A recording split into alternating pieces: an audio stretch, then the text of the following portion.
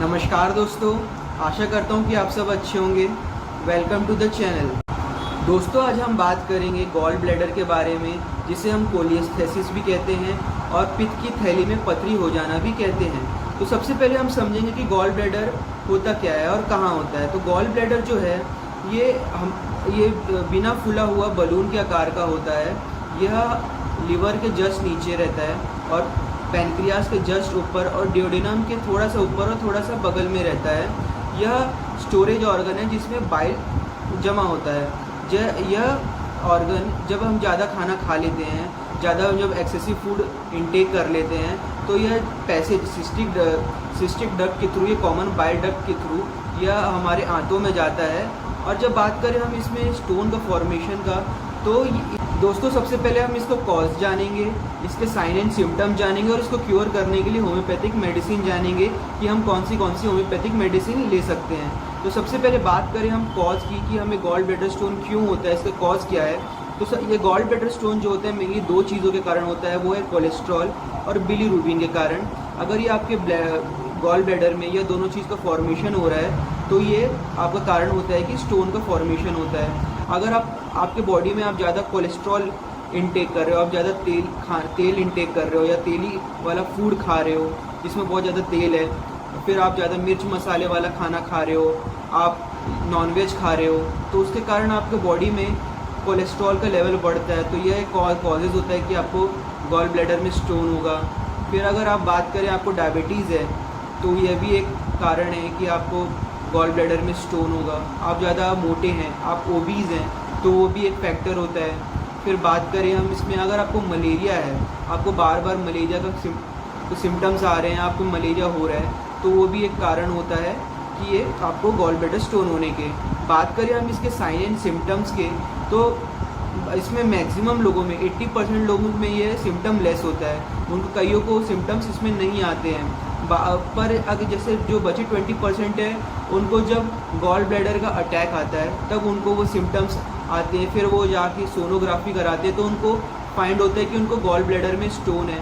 तो यह दोस्तों, अगर जो फीमेल प्रेगनेंसी कंट्रोल करने के लिए बर्थ कंट्रोल पिल्स लेती हैं जैसे कि माला डी या माला एम, उनको भी गॉल ब्लैडर स्टोन होने के चांसेस होते हैं। बात करें अगर आपको हेपेटाइटिस की दिक्कत है, आपको सिरोसिस ऑफ लीवर है, तो यह भी एक कॉज हो सकता है स्टोन होने का। तो यह कुछ फैक्टर्स हो गए, कॉज हो गए, यह इसके साइन एंड सिम्टम्स हो गए।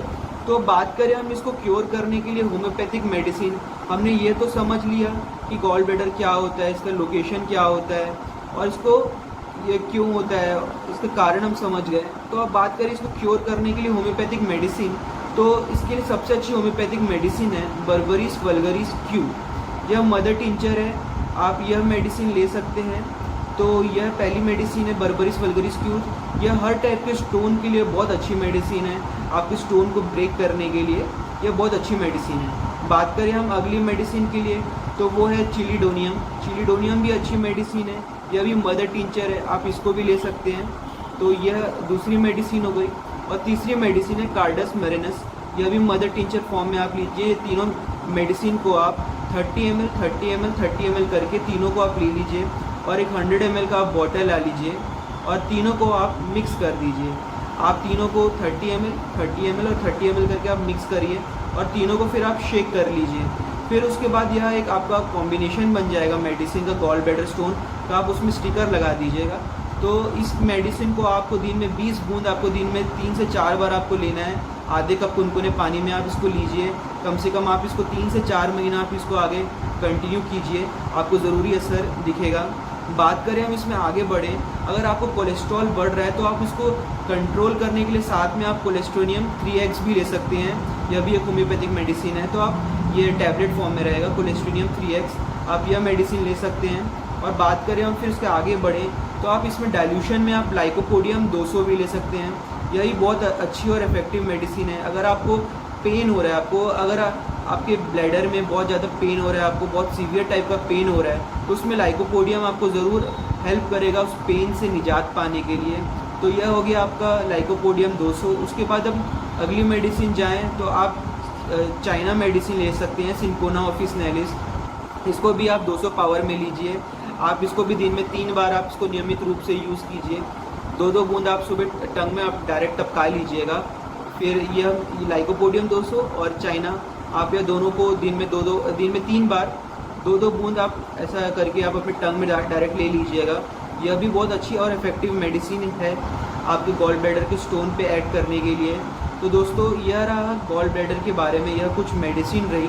आशा करता हूँ कि आपको वीडियो अच्छा लगा होगा और इन्फॉर्मेटिव लगा होगा, और अच्छा लगा होगा तो प्लीज़ चैनल को लाइक कर दीजिएगा और सब्सक्राइब कर दीजिएगा।